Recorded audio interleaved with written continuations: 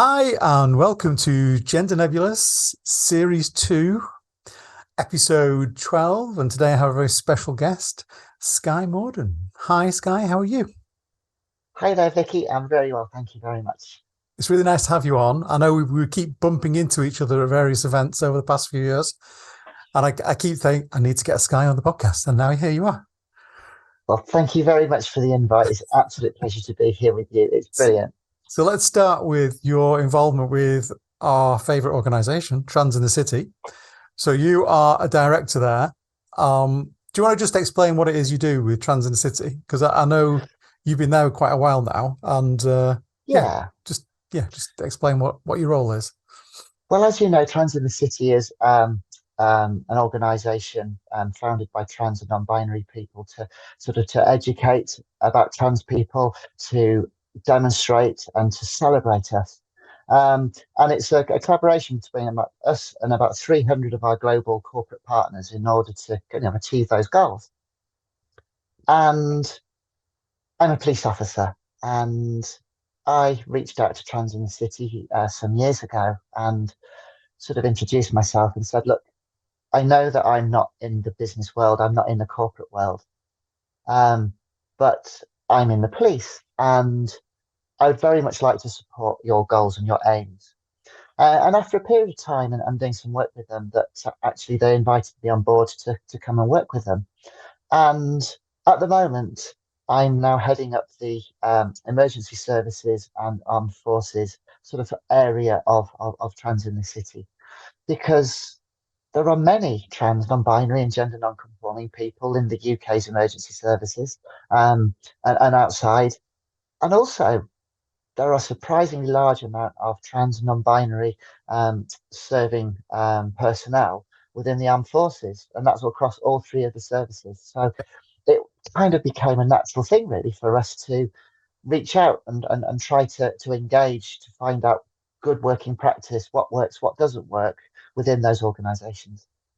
Yeah, so your role is to kind of liaise with those different organisations, and I guess get them involved with Trans in the City, support the individuals within those organisations that might be trans or non-binary, and just kind of that Yes. general kind of collaboration that we try to do across the board. I mean, if I just read out what Trans in the City's kind of I guess mission statement is, this is from the website.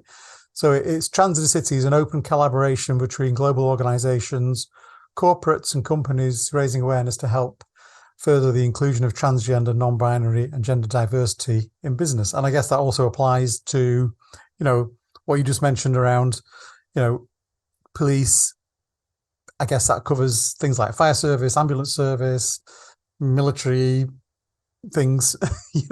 There's a vast area of which is outside of business, I guess, which Yeah, you probably cover quite very well. much so, very much so. And what people don't seem to realize is that we're everywhere. Trans Yeah, people, we exist. Non-binary people, we exist. People who are gender non-conforming and gender diverse, they also exist. And we've always existed. And we've always existed in pretty much every organization, whether that's overt and open, and or whether that's somebody just hiding themselves away. And we have and we are coming a long way further forward at this moment in time. For example, I'm very much aware that the armed forces, the military, and all of the three strands of the British military are actually really quite forward thinking when it comes to supporting trans, non-binary, and gender diverse staff and personnel. And that's just something that really took me by surprise, and is something that actually drove me to really want to try to reach out and start looking at finding out what these good practices are. yeah. Working in kind of related areas myself. In my company, it's not like working in the military. Obviously, there's a corporate organization, and sometimes it's really difficult to get like the ERG or the organization within the company that deals with, I don't know, LGBT issues. It's hard to get them, you know, to do things that, to make change that you can see as a trans person needs to be done. So um I think in like the police, you probably don't have as much of that kind of corporate layers, it's kind of like if the boss says this needs doing, it gets done. Yes, very much so. Certainly, even more so when you look at the military. When you get the head of the forces, whether it's the British Army, the Royal Navy, the Royal Air Force, when you get somebody of a significant rank saying, "I want this done, and I want this done, and I'll give you a month to do it, and you'll have it done by a month Tuesday, and I want it on my desk by 4 p.m." There's no meet. Then it will be done. There's There's no no choice. meetings. There's no choice. You would you would not want to go in front of your commanding officer and say, "Sorry, Gaffer. Sorry, sir. Sorry, ma'am. Um, we haven't done it." So these things get done. So certainly the military, it was a very dark place for people who were different. If you were gay, you were bi. If people were trans. For quite a while, it was illegal to serve in the Yeah. armed forces. Mhm. And the British Army and the rest of the services seem to have gone, you know what, this is absolutely wrong. And once that stopped, and once that kind of those policies and that illegal to be you was stopped in the early 2000s, actually they've come on so far that it's really, really kind of quite an amazing sort of transformation, really, to see where just in the past 20 years where they've gone for allowing people and realizing the benefit of just allowing people to be themselves and actually helping them bring much more back to their organization. Yeah, I mean, it gives you that diversity of thought, that diversity of, different individuals all being allowed to be themselves. I mean, I think that's really important in any organization, really. Yeah, absolutely, hugely so. And that, like you said, that just you being you, it allows you to fly. It allows you to Yeah. just drive the real you forward without having to hide yourself away. And you as a human being are so much more capable I mean, once you are did just you free. find that yourself when you transitioned that, there was a kind of like a euphoria that you went through and you suddenly became more productive or your confidence grew, after Very transition? much so. Yes, very much so. I've heard it kind of. I heard this beautiful phrase the other week, and I've never heard it before. Where trans joy Transgender, yeah. and having that joy of just simple acceptance of you being you. I'm absolutely flying. I'm doing so well at work. I'm doing so well with Trans in the City, I believe. I don't seem to stop. And I've got this passion and this drive inside me that's been lit because I no longer have to hide. Yeah, I I mean, no longer have to. I've been through a very similar kind of process. Pre-transition, I was really shy. I couldn't do public speaking. I couldn't do anything, like that. I was really kind of uptight about doing that kind of stuff. Once I'd gone through transition, I suddenly, all that kind of dropped away, and I can, now it's easy for me. I don't know how that works, but it's as though, there's a big kind of pressure taken off you, and you just kind of blossom. I mean, I've experienced that. Yeah, very much so. And that's certainly the case with me, very much. So I mean that just kind of reinforces what we were just saying about being yourself, living your own, living as yourself, being yourself in your job. I think it's Very much so. if you're pretending to be something that you're not, I mean you're not going to be focused on your work, are you? No, not at all. And I certainly know that that's had a bearing on me and my life over the Yeah, years. me And too. now that I'm my authentic self, that what's in here is starting to match. Sorry, what's here is starting to match what's in here. That actually, you know what? It's brilliant. That authenticity brings that passion and that drive. Yeah, It's brilliant. absolutely. So let's talk about the upcoming Trans in City event in November. Excellent. So Trans Awareness Week Trans this Awareness year, Week. Yeah. Trans Awareness Week. So as you know, Vicky, but as some of the listeners might know, every year Trans in the City has a gala event. And last year we had probably, I say probably, I think it was without doubt the biggest gathering It was of huge, wasn't trans non-binary it was incredible, the biggest gathering of trans non-binary and gender diverse people in a single space that wasn't a pride. it? Yeah. And we brought together 600 amazing role models, 600 incredible people just to come and support and celebrate trans, non-binary, and gender diverse people. It was incredible. So this was in the And Winter Garden, wasn't it? yeah. I'm not sure what you call that place. Is it a function? So it's the biggest event venue in Canary Wharf. Yeah, right. So the East Winter Garden, Massive big room, Winter massive Gardens. big building, really beautiful designed architecture, right slap bang in the centre of Canary Wharf, and it's got space for 600 people. And we filled that place, and we could have filled it twice over, and it was just incredible. Yeah. It was such an amazing celebration. And you did a video presentation, didn't you? There was a film about you and your kind of work in the police during the event. Yes, so I'm very visible within the policing organisation. I think within my area, within my region, but also I think nationally now. And I was approached by the Home Office last year, and they said, "Skye, we are looking to uplift the police for quite a significant number of officers because we haven't recruited really across the country for many, many years. And we're realizing that we need to engage with our communities and we need to engage with our communities better. And we want to reach out to all of our communities across the UK to show that actually we want you to feel comfortable within us, our organisation. We want you to at least consider us." So they said, "Skye, we want to do a film." And this was the Home Office. And I went, "Okay, yeah, let's do it." So we made a film, well, they made a film, and it was about me, about being trans within the police and my experiences. And I think it's an incredible piece of work. Yeah. It's a powerful, moving piece.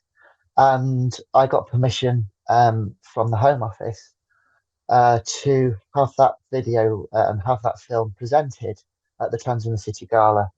As I was presenting it, it was being released to the media, and boy, did it get released to the media. So it was an amazing piece of work. So we showed the film. It's a 5-minute film about me and about being trans in the police and my journey within the organisation, good and bad. And then I talked about it afterwards, and I had a short talk and a presentation about kind of my journey, Yeah, how I ended up it was really on good. the stage at Canary Wharf, and It it was was really good. incredible. It was brilliant. It was one of the highlights of the evening. That. So this year's event is November 13th to 17th. It's going to be yeah, that's correct. Canary Wharf again. All the information is on the Transgender City website. I think we're allowed to talk about some of the events, but not all the secrets. No, not at all. Some of it will be embargoed at this moment in time. But, so rather than having one big gala event, one kind of big spectacular day, I think the idea was that we look to have a whole week's worth of events, a whole week of celebrating, a whole week of demonstrating, and a whole week of showing business and business allies and the corporate world and the public and private sector and the third sector that, trans people, we're just incredible. And when we're allowed to be us, without to be ourselves, without hate and without fear, without anger and violence, that actually we are so, so amazing, and that we are such authentic people to have and bring such good work diversity along with us. Yeah. To celebrate us. So we're having a week's worth of events, and I can't wait. It's going to be brilliant. So the gala and awards is going to be on the Monday. I think there's going to be. I'm not sure which day it is, but one of the days is going to be a closing of the stock exchange. And Bobby had done this in a previous year. She was the first trans woman to close the stock exchange. Market. I think that was a couple of years ago. Absolutely. That was a really fun event. I'm not sure, were you there for that one? I was, yes. That was 2 years ago, wasn't it? That was really good. Yeah. I think there's going to be another celebration evening. I'm not sure all the details yet, but I think that's on the Tuesday.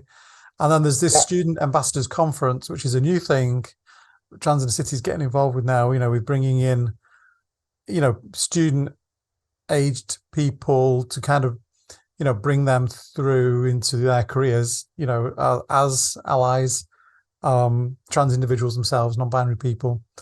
I think it's just to give them some kind of support so that, that they will be the future, people like us, I guess, when they've, progressed in their careers. Yeah, absolutely. Young people. I was going to say something really stupid. I was going to say young people of the future. Well, clearly they are. Well, they are the young Peter of the future. Yes, indeed. Yeah. Basically, but young people, they're incredible, and young people are so much more open, and having an organisation like Trans in the City support young people through their start of their journey, because as you know, being trans, being non-binary is a difficult journey, and it's not an easy journey, and actually starting into a employed working environment as a trans person can be terrifying, as I full well know, as I think as everyone knows. Yeah.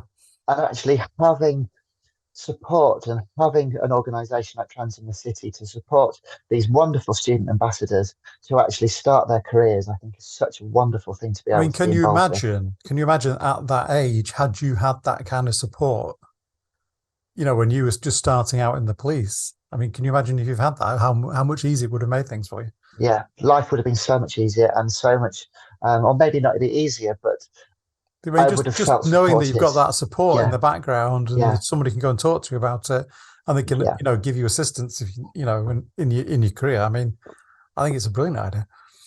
Yeah, very much so. So it's wonderful, and I can't wait for that.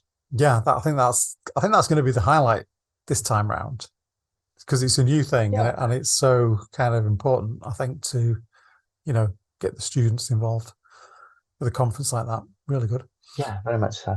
And then earlier in the year, we bumped into each other down in Chippenham at Chippenham Pride, where Trans in the City was doing a speakers stage event. Now, this was something that really caught my eye, because normally I don't think I would go to something, like a small Pride that's quite a long way from where I live. But because it had this speaker stage, I thought, well, this is really interesting, because there were some really, big names being invited to come along to the speaker stage. And this was I think it was Chippenham's first Pride. I mean, it's not a very big place, but, first Pride, and they had Trans in the City there doing the speaker stage in a separate kind of hotel facility at the start of the march. So I think it was really good, because, we had Lisa Power, Lord Michael Catchman, Peter Tatchell, Linda Riley, Ian H. Watkins teaching everybody how to sing and dance, Emily Hamilton, yourself, Eva Echo, Leng Montgomery, to name just a few. And, the talks and the way the whole thing was done, I thought it was really great. I mean, I know you were involved with doing one of the talks. So how did you find that? I thought it was, I mean, as I wasn't in it, I was just watching it, but I thought it was brilliant. The day was a blur. I have to say, the day was an absolute blur, and I'm trying to think about it and trying to remember it now. It's just fleeting flashes of memory. Yeah. But what a day! What an absolute day! So, Chippenham, a small, beautiful little market town in Wiltshire, yeah, really. Was looking at starting their first Pride event, and the wonderful Bobby Pickard started to do some work with them, and after moving into the area, and said, you know what, let's help out as Trans in the City. Let's make this Chippenham Pride. Let's put it on the map. And boy, did she put it on the map! Really? Boy, did she put it on the map! I did speak to Bobby about this in a previous podcast I did with that, and just the thought of being able to go to a small Pride, and there's going to be a speaker stage there with, that list of names. I mean, it's like you wouldn't get that at a big Pride. You wouldn't get those people doing that at, say, like Manchester Pride, because it just wouldn't happen. No. So it's really a unique thing that you can have, and Trans in the City will bring this to your local Pride event. I mean, that's quite amazing. It was just fabulous. We had, Lord Michael Cashman and Lisa Power talking about setting up stone walls Yeah. in order to challenge Section 28. Hmm. And what a wonderful, powerful set of speakers that were right from the outset of kind of the British sort of LGBT Yeah. rights, civil rights movement, and trying to kind of make a difference for people like us now. It was like a history lesson Incredible, sitting there watching it, going all the way massively back so. to how they started, and the Stonewall involvement and all. Really interesting. Yeah, it was absolutely. You've got Linda Riley, who is just such a fabulous person, such an incredible ally. Who is the head, the just the wonderful head of Diva magazine, Yeah, and that she's the powerful, publisher, isn't she, of Diva magazine? yeah, Yeah. the publisher of Yeah. Diva magazine, the biggest lesbian magazine in Hmm. the world. And here's Linda Riley talking about her personal experiences, Yeah. literally sitting 6 foot in front Yeah. of you, Within touching just distance. absolutely Yeah. within touching distance. It was just brilliant. And then, of course, we had Ian H. Watkinson Oh, Steps, I'll tell who you what, is, that was an amazing interview, wasn't it? wasn't it Bobby and just? Ian, and then halfway through, we put some of Ian's steps music on, and he starts teaching the moves to the audience. It was It really was fun. just fabulous, and It it was was. like, where do you have these experiences? It's just it was magical. It was. I Yeah. spent the day making sure that, or helping the wonderful Nikki, um, our business manager for Trans in the Mm. City, just making sure that the day, being Oh, at I mean, beck the and whole call, thing running went around, really smoothly, and it it was was it was like brilliant. I was exhausted by the end of it, but a what a bat. day! And Yeah. the Trans in the City speaker stage, it's not the end of it. That's not the end of it. Well, I think we will certainly look to, and there certainly will be attempt plans to try to bring that back and take Oh that yeah. out to smaller grassroots prize events, because what an amazing stage and what a thing it brought to Chippenham. I mean, it's such a kind of like simple thing, isn't it? It's like it's just all you need is a stage, an amazing guest list, and you just have these little chats. I mean, it's the perfect thing. You can take it anywhere. It was brilliant. So yes, let's have more of that. Let's have more of those. Absolutely. So let's talk about your. You mentioned we've spoken about it briefly. Your career in the police, your day job, the thing you do, to earn your daily crust. So how did you? Let's go way back. How did you? How did you become a police officer? Why did you? Why did you want to go into the police? I've always wanted to help people, and I've always wanted to do my part in order to kind of do what I felt was morally right. I wanted to give something to society. And I know that I'm trans. I've always known that I'm trans ever since I can remember. And I hid myself away. I hid myself away. I pretended I wasn't. I tried to hide it. But I always knew, part of me, I always knew that I was trans. And I always knew that actually I want to try to make a difference. And that's not just making a difference to the communities that the police serve. Actually, that's making a difference to the organization and trying to bring about a cultural change where actually it's okay to be yourself. And I didn't know how I was going to do it. And I could tell you 23 years ago when I joined the police, I had no idea how I was going to go about it, if I could go about it. But you know Yeah. what? I wanted to do something, and I wanted to do something different, and I wanted to make a change somewhere. So how long were you in the police before got to that point where you needed to transition? And how did you how did you get to that, point where you felt comfortable enough to, start that process? So when I joined the police in the early 2000s, 2001, it was a very, very different organization to how it is now. And I wasn't really able to accept myself in my own head, let alone the organization accept me. I think there were trans people, there were trans officers in the police, but they were generally um, that they were certainly made fun of within the press. Look at this trans cop. Yeah. Used to be Dave, now is what have you. And it was just the same sort of story that we kind of see now. And I hid myself away. I did. So was there a lot of So, bullying in the police around these kind of issues? no, not really. There wasn't that much bullying. Just wasn't even talked about, I don't think. So We it's had kind a of a gay hidden officer. thing. Yeah, I think so. We had a gay officer on shift, openly gay. They'd just gone through civil partnership, and they joined with me, and they were terrified about coming out. And they Mm. went, you know what? I've just got to tell them. I've got to be open because how Yeah. do I go to a police event with my partner Yeah. who's all words state of things, technically legally is sort of my partner, my husband. How do I go about that? And actually, the police really surprised him. And I'm gay, and everyone went, yeah, okay, it's fine. And that gave me a bit of hope. But I still actually wasn't able to accept me myself, if that makes sense, because Hmm. I didn't want to. I knew it was there. I didn't want it to be accepted because I knew, though the hate and the pain that I was going through, I didn't have the courage really in my own head for me to be me. Yeah. Um, and I I've done, I think I did 14 years of frontline response policing.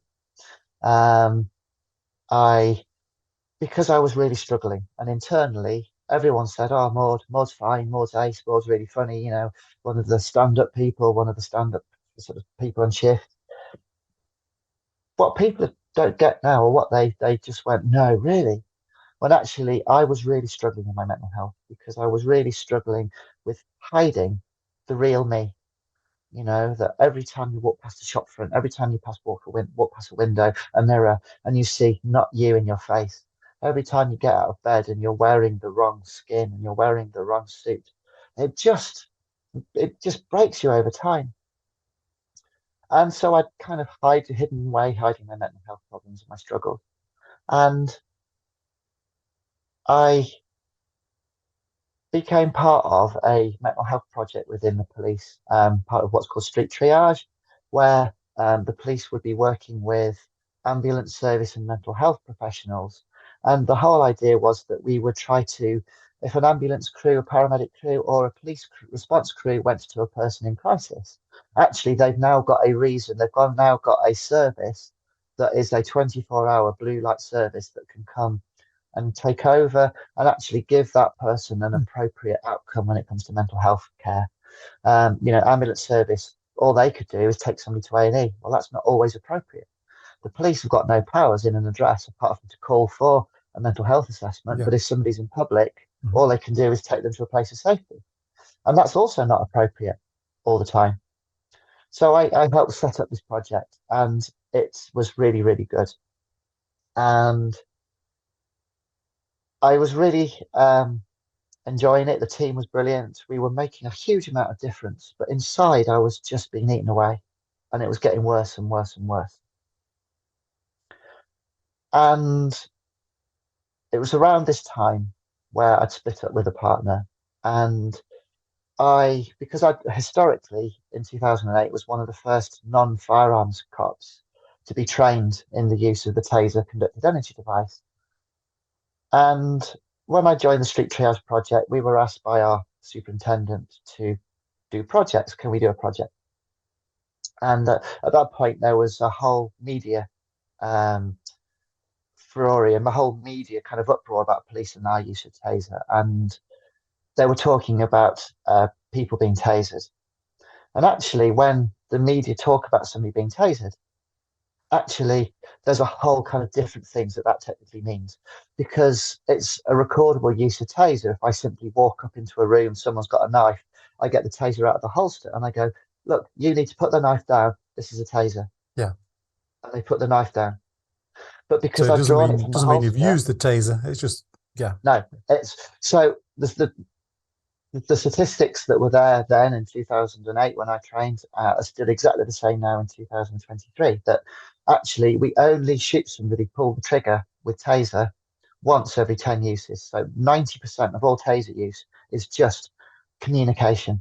And actually, that's good in my view, because actually we're not using any actual force itself.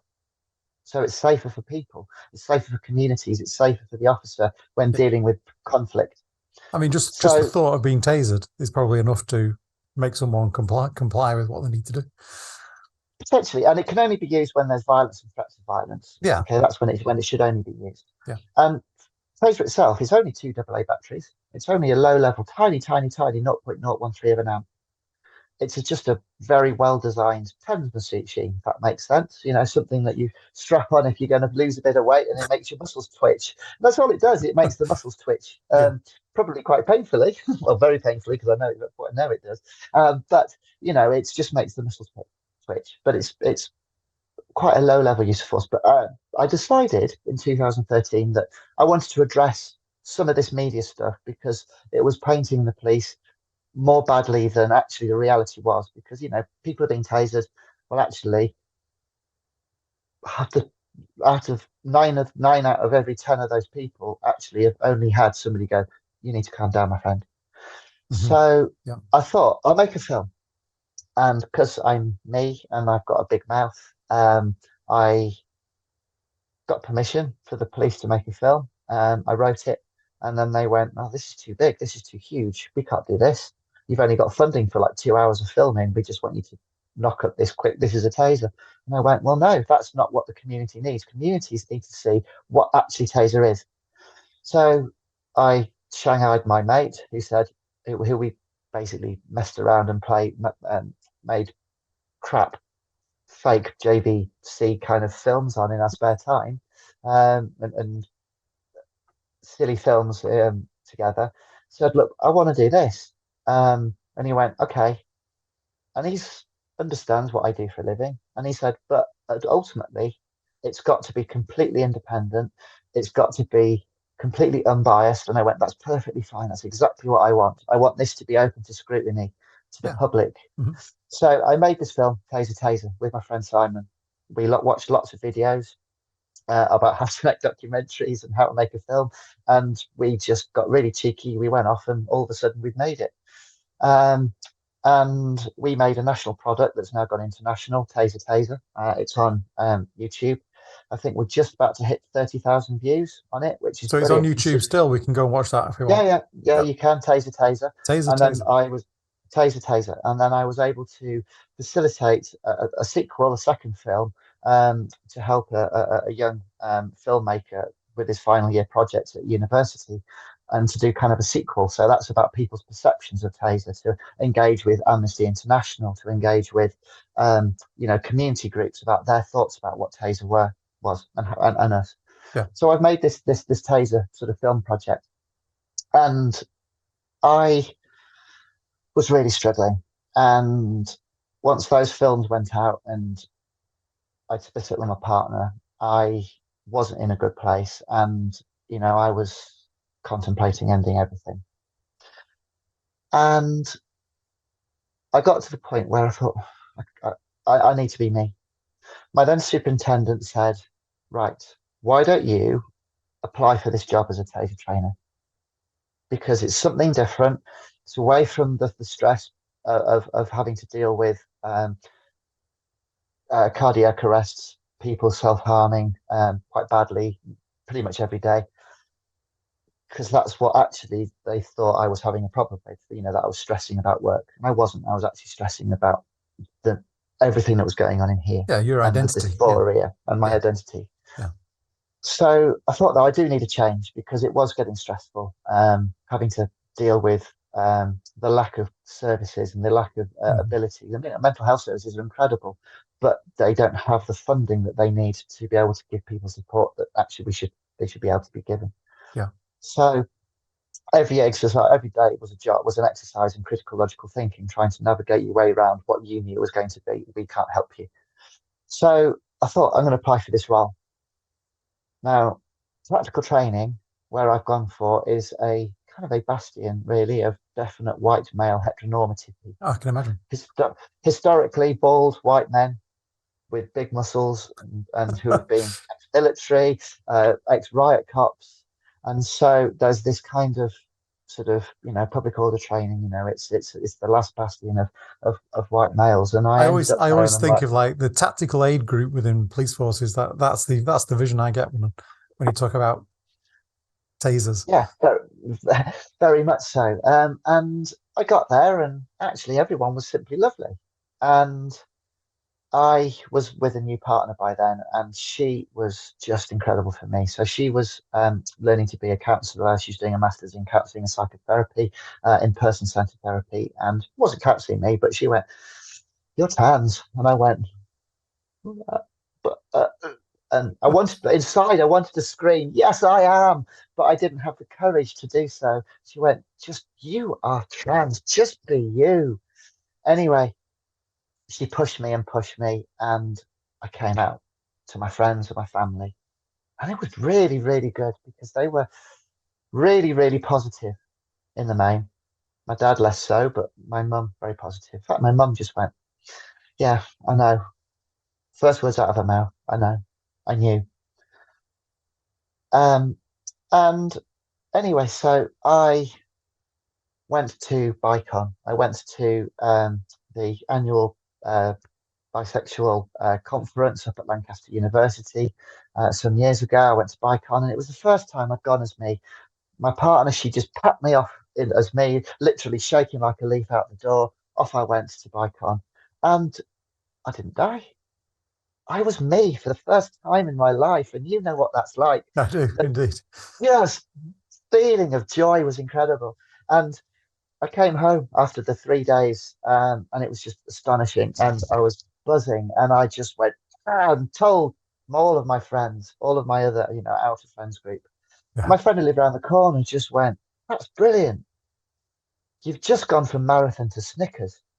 You've just changed your wrapper." And I thought, that's brilliant. It's a good way of putting Anyway, it. Yeah. so it is. And then so they went, so he went, "Right, we're going on the drink, we're going on the pee." I was like, "Okay." So we went on a drink round town, and we even ended up in places like flipping Weatherspoons. And I didn't die. I didn't have my head kicked in. It was a wonderful, validating day. And I come home full of gin, and I took a picture of myself. And it's the first time I'd seen a picture where, oh, it was me. It was me looking back. And that was incredible. So I got my phone, and I'm a part of a trans, non-binary, gender diverse police support network. Yeah. And I went, "Send them that picture. Brilliant." And then I looked, and I sent it to the tactical trainers at work. Oops. And I sat there, and I just thought, and through my gin befuddled head, I sat there and I went, "Delete for everyone," but I deleted for me. And it was too late. Too late. The big fat ginger kitten was The definitely cat is out out of the of the bag. bag. And my phone just blew up, and they all just went, "This is brilliant." And I sat there afterwards and went, "WTF just happened? What just happened?" Because these are the last group of people that I really would have ever have expected to go, "This is class. You be you, but this is brilliant. You get any support you want. And if anyone gives you grief, you've got a big, meaty, hairy fist to protect you." And I just thought, wow, that was not expected. Not expected at all. So I came out. That's quite the story. Quite the story. So So I came out, and yes. and then you took on this role as, tactical training lead for, I guess, is it just taser that you teach, or you teach other things? So I'm now, I've been in that post now for 5 years, coming up 6 years, and I'm now one of the few taser lead instructors for my regional area. So Right. I will train thousands of cops in taser, and I'm also able and licensed to and qualified to actually train other cops to become taser instructors. So that's So kind of this could be from where other I'm at. forces. They can come to your training facility and Yeah. get trained up in So this. we teach four forces in our area. Mhm. We get about 8,000 cops in our region coming through us every year. Wow. Um, I also teach public order. So the police's response to events where there are people, where there are groups of people. So that could be a community event. That could be a day at the races where they think there might be a large group of people that need to be managed to get them in. Um, so how do we as police deal with public order, public safety, dealing with groups of people from football, from how do we get 40,000 people into a ground from opposing sides, opposing teams, and then back out again onto the appropriate rail networks and rail links and road links? How do we get them out? So I also teach that, which goes from small community events all the way up to large scale disorder that, for example, that we saw in 2011. Yeah. Yeah. So that's what I teach, and I'm now learning another subject. So I'm now starting to dip my foot into a subject, a world, what's called DVI, so Disaster Victim Identification Recovery.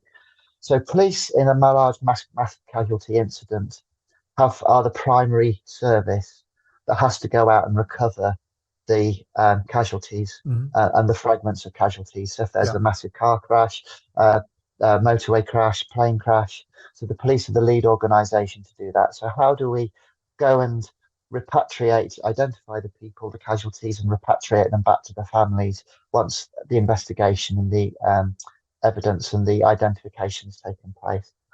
So it's quite a large, in-depth topic, as you can imagine. So I'm just starting. So you're not really in the frontline police anymore. It's all to do with this kind of tactical training and these other training things that you kind of got into. Yes, very much so.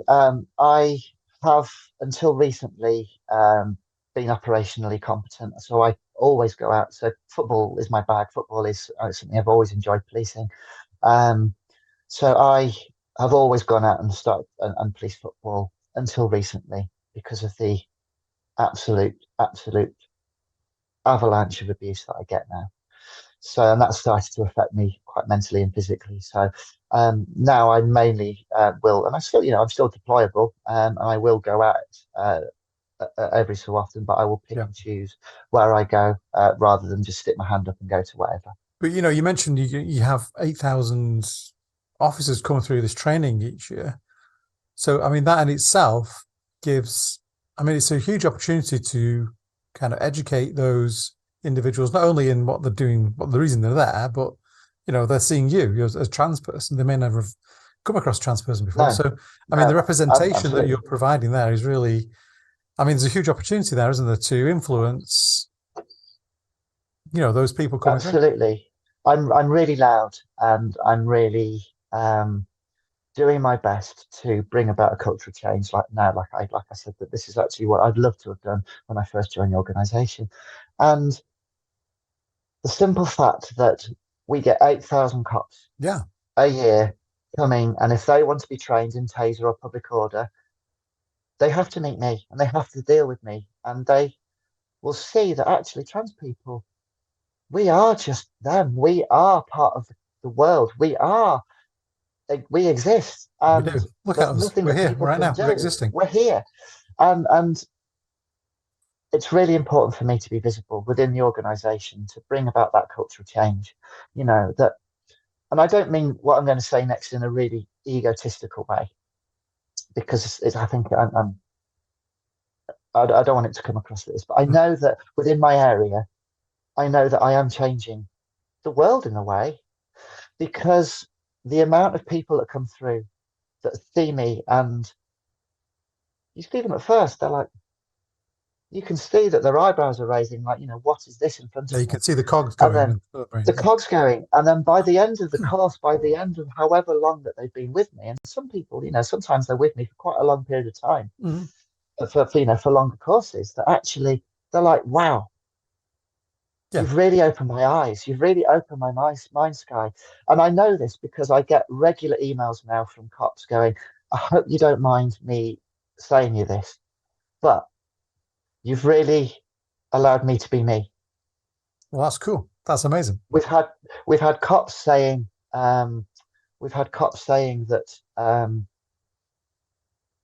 I've gone to a job and it was somebody who's been bullied or assaulted because they were trans, non-binary, and they were terrified about dealing with the cops. We get it.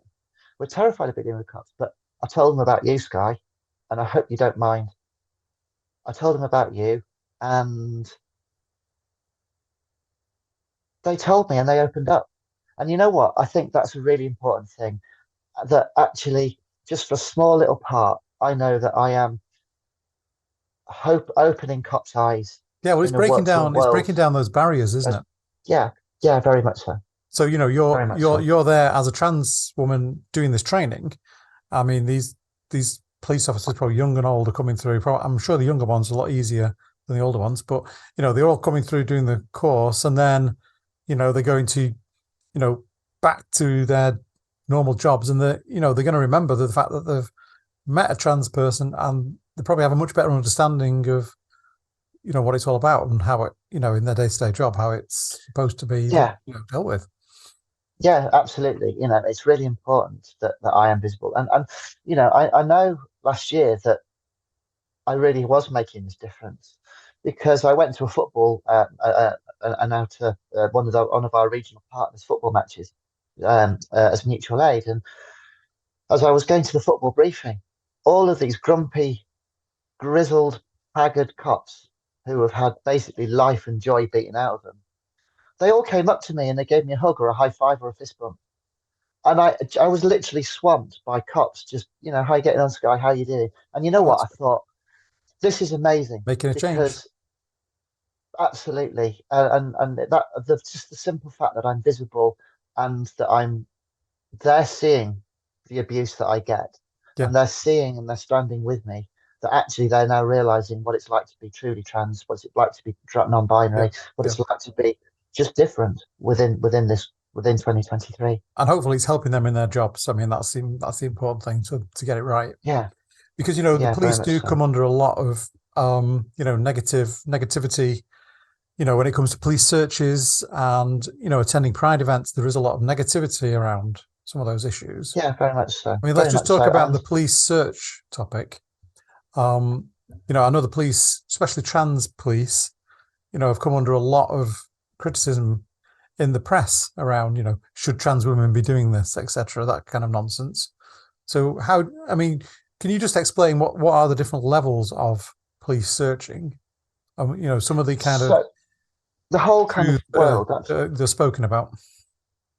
the whole thing that's been in the press over the past year about police searching, as always, is blown and pushed out of proportion. Yeah, It always is because trans people are involved and they've got to demonize us. People have got to demonize us. And for example, a police officer, a male, can search a female. We always have been, they have always been able to do so. But when it comes to that search, it's always going to be something outer clothing. So jacket, outer coat, outer clothing, gloves. It's not going to be a touching intimate search. mm-hmm.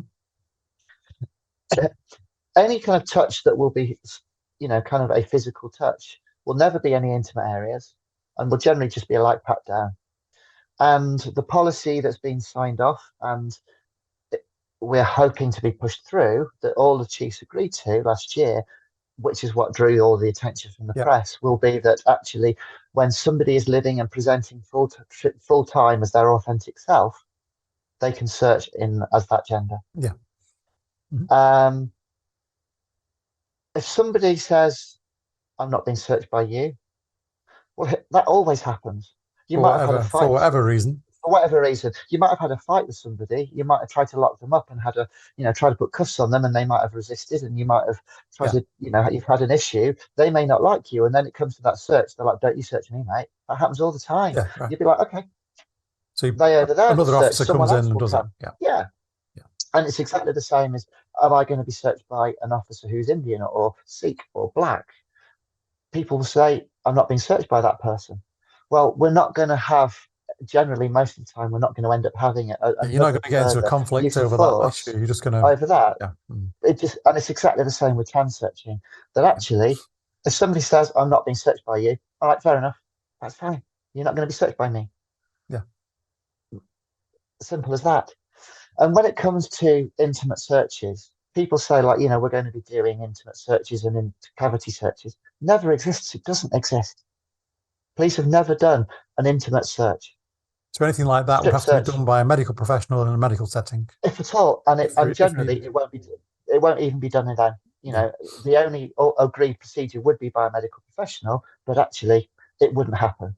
It would never happen. If somebody's think they've swallowed it or they've stuffed something somewhere, well, actually they'll just wait a period of time for them to go to the toilet. Yeah. So, Everyone I will mean, see there's no something. issue really. I mean, it's pretty straightforward what you just explained. I It's think just been so. blown up by our, the usual British media, the right wing media, into something that it shouldn't be. It's just Yeah, nonsense. it is nonsense, and that is the issue. It's being trans in 2023.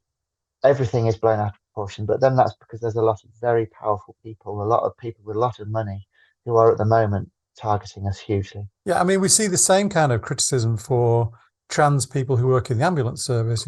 Why is this trans person, you know, treating this person in an emergency medical setting? Well, Yeah, very much so.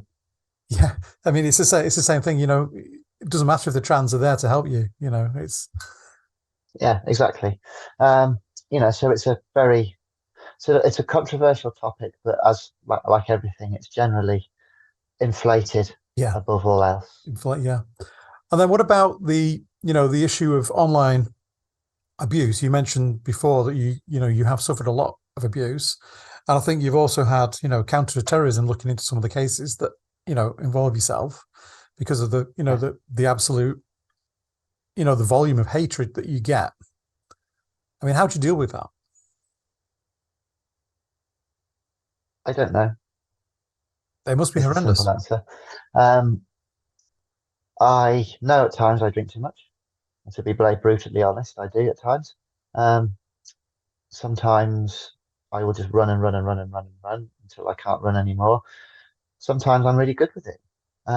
Sometimes the poor cat just gets sobbed into. Um, so when I came out, I wrote a piece. I think it would have been sort of around about 2019, for Trans Day of Visibility or Trans Awareness Week, and I wrote a piece for the police about my journey and how supported I'd felt by my colleagues, certainly in a historically heteronormative alpha male kind of world. Um, and the job went, oh, this is really well written. This is lovely. Can we tweet it out? And I went, yeah, of course, thinking, what can go wrong? Um, and I put out this little piece, and it was picked up by a local paper, and it got quite a bit of positivity. And I was like, yeah, I like that. It's all right. It's good. And the next day, our corporate communications team was approached by a um, global news media organization, and they said, we'd like to see more about Skye. We'd like to know more about her. We'd like to do a piece. This is what we've done. And it was always, like I said before, it's, here's Dave. Dave's now Samantha. Mm, Here's Jeffrey. Jeffrey's yeah, now Francis. It's just always the same kind of stuff. And yeah, I went, I'm not doing that. I'm not doing that. I'll give you a story, but I tell you what, we will write it with you, i.e., we will guide the story that where it goes. yeah, And yeah. we want to write a positive piece about being trans in the police. Hmm. So we did. And somebody came round, and a photographer a day after, and took some pictures. And I, being very naive, was with some of these pictures, and basically it went out. And I was teaching public order that day, and my then partner rings me up, the person who pushed me, and she rings me up and she goes, Skye, there's reporters at the house. There's reporters in the street trying to track you down. Wow.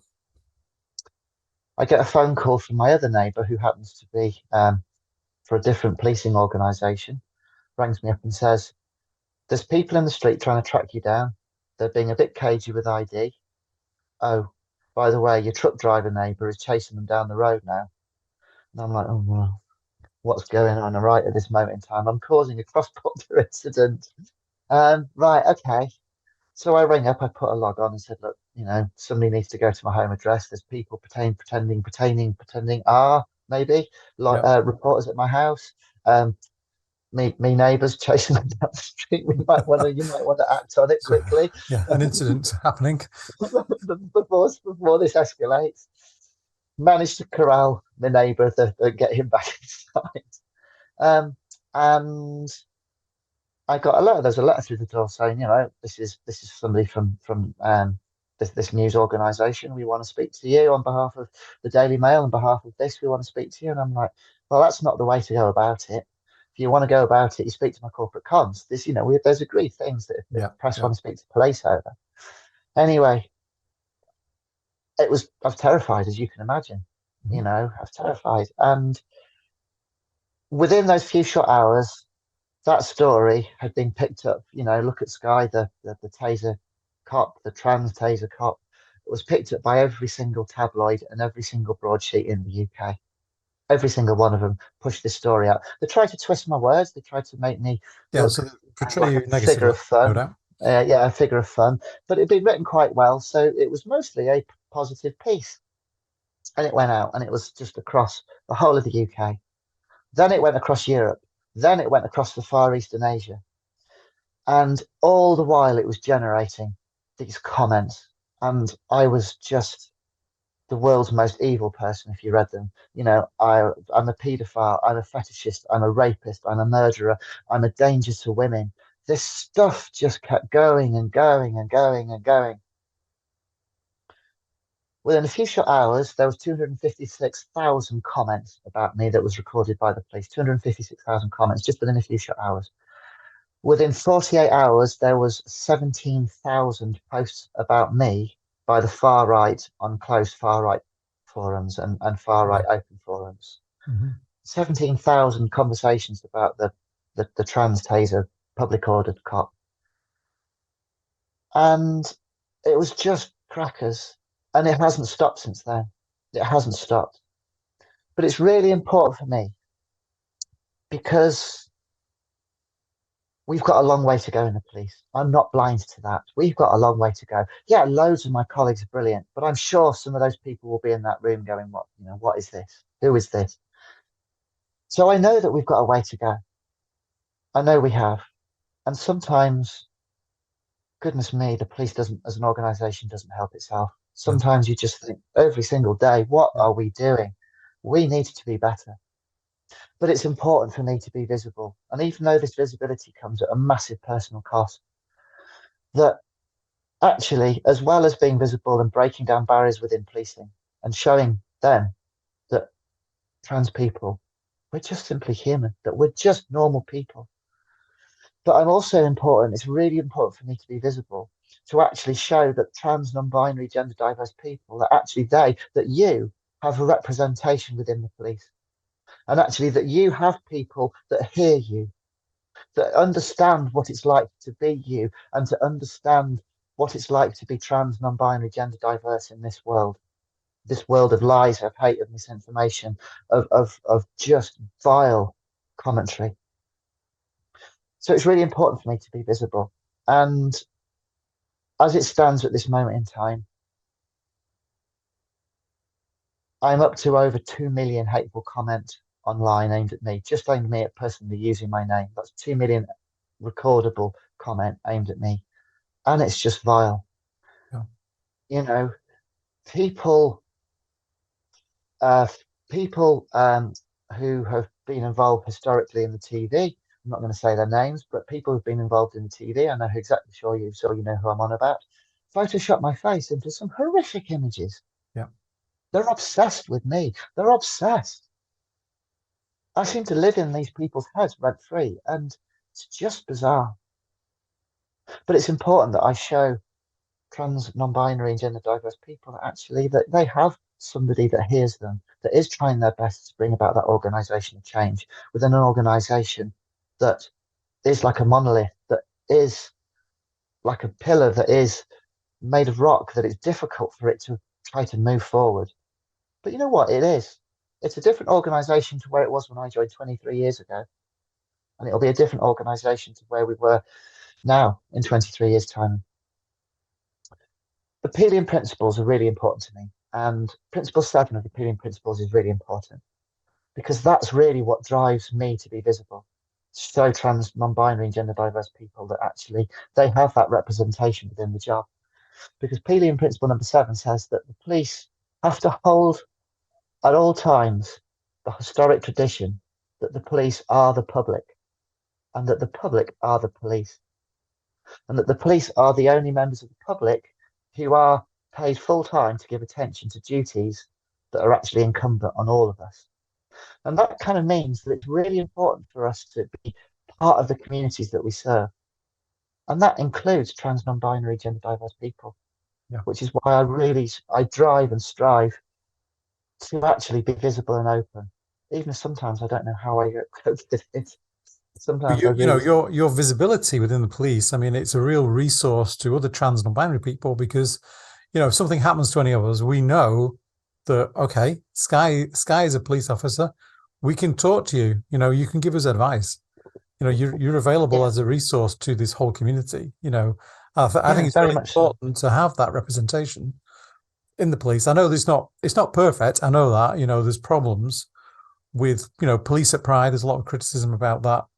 I mean, we'll talk about that issue in a minute, but I think it's really important that somebody like yourself being so visible, and an example making change, it's really important to have you there.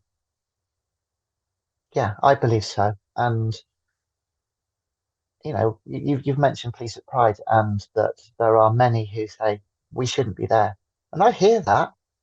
Yeah, I mean, a lot of I, people have had I, bad I experiences. That's where it comes from. yeah, of course it does. And when you look at the history of Pride, Pride history, Pride historically comes from the Stonewall Inn and the Stonewall Yeah, riots, yeah. and this is a protest against the police. Mhm. And I get that, and I hear it,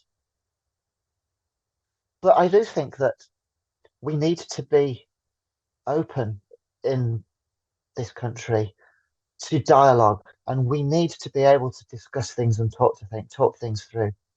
Because if we can't talk and you go, "No, I'm not having cops at Pride, we're not speaking to you," which happens to me a lot. I get abuse from trans and binary people for being a cop. ACAB, all coppers are bastards. You're just one of them. But if we don't have a dialogue, if we don't open up and talk, things will never change. Yeah, well, you're making change from the inside. I mean, that's really important. Yeah, and that's also important for me to talk to my colleagues, but also, to actually show people who have distrust in the police, you know what, talk to me and actually listen to my experiences. And also, I'm not sitting there waving a flag about for the police going, "We're perfect," because I know we're not. I know that we have a long way to go. I've said that before. I'll say that again, and I'll say Yeah. it again and again. But we have a long way to go. But there are many, many, many cops within the organisation who are visible, who are striving to bring about cultural change in different ways, whether that's through, their work with the Black and Asian Police Association, whether that's through the Sikh Police Association, whether it's through the LGBT networks, showing that gay, bi, pan, asexual people, we are all valid. Something that's interesting that I found out recently is actually the police is probably the largest um, employer, or maybe looking to be one of the largest employers in the UK of persons with who are neurodiverse. And mainly that may actually be undiagnosed, but it's starting to be recognised that actually there are huge amounts of neurodiverse people within the organisation. And actually, the more that we can get the police to realise that we celebrate difference, we're all different, those barriers will become broken down. And that's the same with talking to our community. And I know that walking at Pride is difficult, and I know that people don't want us there. For me, I want to be there because I want to protest. I want to actually be the one to show that with the organisation that I am here for a reason. That actually, I'm not here to say that the police are great. I'm here to show trans, non-binary, gender diverse people that they have that representation within the police. Yeah. And actually, we are here, and that those of you who are you are also us, and we don't have it easy. But you know what? We are doing our best to bring about change. And you are making change. I mean, it's obvious that you are making change. I mean, don't forget that. You are there, you are supported. I think it's really important. I mean, yeah, more power to your other. Yeah, I think so. really important. So let's talk about, I think we've touched on a little bit collaboration. There's a lot of kind of schisms and division amongst the community on various things. And I always like to talk about how organizations should be collaborating a bit more than they do. I think we're all guilty of, sticking to our own little world sometimes, and staying within our own safety, areas of comfort. But we really need to work more together, collaborate more together, big organizations with small organizations, and do that collaboration, that intersectionality a lot more than we do. I don't know how we do it. Trans in the City is making huge inroads into this. It sounds like you're doing a similar thing with your job. What are your thoughts on collaborating? Not just in terms of being a police officer, but within the community, the wider community of trans and non-binary and LGBT. Yeah, I'll stick my Trans in the City and police hat back, both of them on here. And you know what? That we who are trans, non-binary, and gender diverse, we are massively under attack at this moment in time by some very well-funded, very well-connected people. And sometimes I find it's so frustrating that quite often we don't want to talk to each other, or that we don't want to kind of reach out and hear our stories between ourselves at times. Quite often charities and third sector organisations are often really quite siloed because, we've got to keep and protect our funding stream. And in a way, I get that. Yeah. But actually, you know what? We need to talk. We need to communicate. We need to work together. This is not a place for ego. This is not a place for us to have, I don't agree with you, so I'm just going to fold my arms and listen or not listen to a word you're saying. We need to hear people. We need to have uncomfortable conversations. We need to have uncomfortable conversations within the police, and it's exactly the same thing. We need to talk and have those times where it's uncomfortable, but we are actively listening to all of the members of the community. We're hearing what they have to say, because it's getting that work together. It's that collaboration where all of us hear what we have to say, that actually we will start to stand and be stronger for each other, because we are really good. We are really good at being visible, or some of us are really good at being visible. There are young kids who go out there and protest every single day that are really visible, and that's just brilliant. Yeah. But we need to have that conversation piece where actually they'll talk to me as a cop, and we'll have people who are in charities, in big charities, who are willing to engage and support with small charities and not worry about the small charity trying to steal a small amount of their funding. We need to work together, and we need to put aside any of our differences. Yeah, I agree. Because we are under attack. And it's that communication piece. It's us having that point where we can talk together and we can listen and we can see each other, and we can actually see each other without having those blinkers on. I think that's where we'll start to have that better collaborative work. Yeah, and I think we should remember that collaboration works in both directions. You have to collaborate, up the tree, down the tree, sideways, every way you can. Yeah. It's not about getting the exclusive or keeping it to yourself. You need to open the door and share it with other people, Yeah, exactly. Yeah. And have a common message, and that's what we're missing. We're just everywhere. But I don't want to be here. I don't want to be talking to the police on a regular basis. I don't want to be going out and showing trans people that they have representation in the police, because it should just be an accepted part of life. Well, yeah, I mean, we will get there. We will definitely get there. We will get there. We will absolutely get there. We just touched on activism and protest. What are your thoughts? I mean, I know you're a police officer, so maybe you've got slightly different views on protest, but young people, they love to do, kind of like the one that's in Glasgow, when they do the song and the dance protest. Can't remember what it's called now, but that's really fun. I really like the way they do that.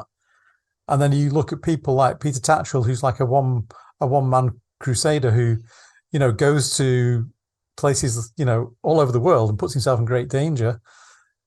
So you've got his kind of protest. And then you've got people who do things like, just everyday things like they run a little organization. It's a kind of a protest. So, what, activism, protest, what I think is the best way to look at it is do what you can. Don't be pressured into doing things you're not comfortable with. You might get criticized for not doing enough, but you've got to remember that a lot of people are under a lot of pressure. They're not comfortable sometimes. They're going through transition, so they need support. And do what you can, I think, is my message. Do what you can and collaborate as much as you can. Don't Absolutely. try and do too much. Being visible is really probably It's difficult. It's draining. It's very draining. It is. Being visible and being yourself are two different things. But the more that we have visible trans people, non-binary people, gender diverse and gender expansive people, that will start to impact on society, because people will see that it's just normal, that we've existed, that we've always existed, going back thousands and thousands of years. Trans and non-binary people have always existed. I love protest. I think it's just brilliant. We live in a democracy, and whatever people think about police is that actually we do have get it wrong sometimes. We also get it right sometimes. And ultimately, we have a positive and negative duty as police in order to facilitate and not hinder and place undue restrictions on protest. And I know, I'm a cop, and people are going to probably quite often, a lot of people might just say, especially when Skye talks about protest, you might switch off. I think it's brilliant. Freedom of expression is important. Freedom of expression is important. Freedom of assembly is important. It's really important that people can stand and be themselves. We need to be ourselves. Just walking out the front door in 2023 as a trans person is an act of bravery. And sometimes it's in its own right is just an act of protest. Yeah. Just going to the shop and buying a loaf of bread, sometimes as a trans person who's visible, is an act of protest. And it's not something that we want to do. Sometimes it's just what we have to do. I think it's brilliant. And I think if people go out and protest peacefully, that's just incredible. That's brilliant. Absolutely power to everybody to do so. So non-violent protest, use humor, because I think be creative. I think that's, be creative and use humor, because you look at where protest does turn violent. And actually, we need to get people on our side. We need to get society to see that trans people are just people. And we can't put up barriers between that, if that makes sense, in my view. I might be wrong, and people might tell me I'm wrong. And I'll hear them, and I'll understand that, and I'll do my best to get that. But I think we need to get people on side, because it's having the public on side, seeing that we are just normal people. Yeah, you've got to engage. We will bring this change. You've got to engage with people to do that. Yeah, and having barriers put up because people just think, oh, there's Skye's putting in windows again. Well, they're not going to come and speak to me. If that makes sense. We're going to have that. There's Skye's up to this, up doing that. We need to have that engagement like we talked about, and actually we need to break down barriers, not put them up. Yeah. But you know what? When it comes to protest, for me, self-care is the priority. Being trans is difficult. Being non-binary is difficult. With it comes a whole world of am I going to be accepted by my family? Am I going to be accepted by my friends? Is my employer going to accept me? It's a huge, huge, difficult journey that we all have to navigate in our own individual ways, that each one is so different. So for me, the most important part of the whole thing really is, we've got to have self-care. We've got to actually have that moment of, I need to step back here. Yeah. So I do that. I know I've learned how to step back. do I what need you to have can a, and I need to, know when to take a break, I think is important, isn't it? yeah, For mental exactly. health reasons. Talking, exactly. Talking about the abuse that I get and showing to the police that what it's like to be trans as a visible trans cop. You know, there are times where I've stood on a line at a football stadium and I've had thousands of fans in a stand singing abuse solely at me. Mhm. I've had a whole train station singing, is it a man or a woman at me? And, you know, having that point of going, you know what, I was due to talk to somebody that week and talk about my journey and the abuse that I get. Actually, you know what? I am really not in the headspace to Yeah, relive that moment because exactly. that was just simply awful. And it's having that moment of just stepping back Step back, and take a break. understanding. Yeah, absolutely. Yeah. So, I think we've covered everything that we set out to there. But there's one last thing that I think is really important, your personal message to the community, if you have one. We're under a lot of pressure from, the right-wing media. The government's really not helping. Tories are, we know what the Tories are. What's your message to the community? Are we going to get through this? How are we going to get through this? When's it going to end? What would you say? There, there is hope. I have faith. There is us. There are us. And hope is the biggest thing that we have. And hope can never be taken away. Hope is in all of us. But I look at the young cops that are coming through now because they are Generation Z. They are the new people that are coming through. They are the people that are going to university this year. They are the people that went to university last year. And they do not care that I'm trans. They're not the old dinosaurs who are looking in the room going like, Yeah. So there's who's a lot that of hope again? then. What's that? A lot of hope for the There future. is hope. We will get through this. And you know what? We are going to be on the right side of history. Absolutely. I know we will. We will be on the right side of history. There's hope. It might not be today and it might not be tomorrow. And it might seem that we're wading through this whole avalanche of lies, this hate, and this Yeah. vile misinformation. But you know what? We are going to be on the right side and we are going to show that we are just people and that we've got so much to offer the society, that we are just so valuable and we are lovable and we are amazing. And there is hope. Excellent. So don't give up. Keep fighting. Don't give up. And we will Yes. get there. Yes. Be you. Absolutely. So, Skye, thank you so much for coming on and doing this podcast today. I think we had a really good conversation there. I've enjoyed it. Thank Forward you. to seeing you at Transgender City in November. Yes. Yeah, thank you so much. I mean, it's been great. Brilliant. Thank you so much, Vicky. I will sign us off there. So, please come back, subscribe, listen to another podcast soon as we do a few more. It's been great. Thank you so much. And I'll sign us off there. So tatty bye for now. Bye. Bye.